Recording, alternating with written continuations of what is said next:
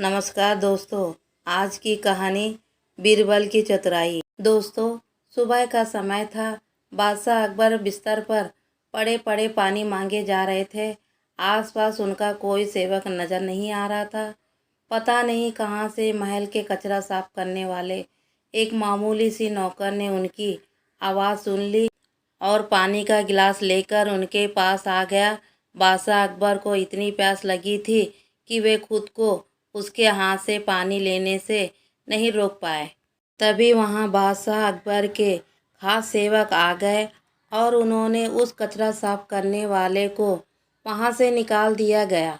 दोपहर हुई तो बादशाह अकबर का पेट खराब हो गया।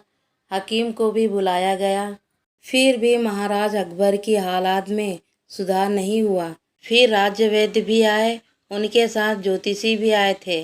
उन्होंने कहा, शायद आप पर किसी मनहूस व्यक्ति का साया पड़ा है, इसलिए ही आपकी तबीयत खराब हुई है। बादशाह अकबर को तुरंत उस कचरा साफ करने वाले नौकर का ख्याल आया और उन्होंने सोचा, उसी मनुष्य के हाथ से पानी पीकर मैं बीमार हुआ हूँ। और अकबर ने गुस्से से उसे सजाए मौत सुना दी।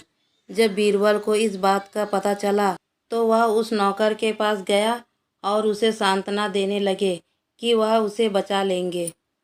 इसके बाद बीरबल अकबर के पास गए और उनका हालचाल पूछा। तब महाराज अकबर ने बताया कि हमारे राज्य के सबसे मनहूस आदमी ने मुझे बीमार कर दिया। यह बात सुनकर बीरबल हंस पड़े।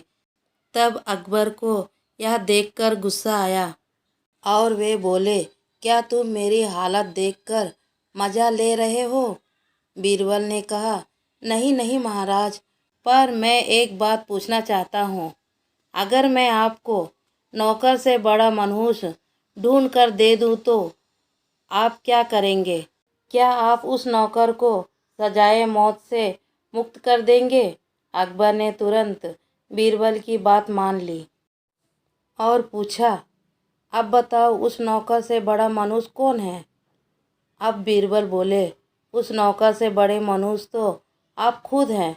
उस नौकर के हाथ से पानी पीकर आपकी तो सिर्फ तबीयत खराब हुई है, लेकिन ज़रा सोचिए, सुबह सुबह आपकी प्यास बुझाने के चक्कर में उसने आपकी शक्ल देखी।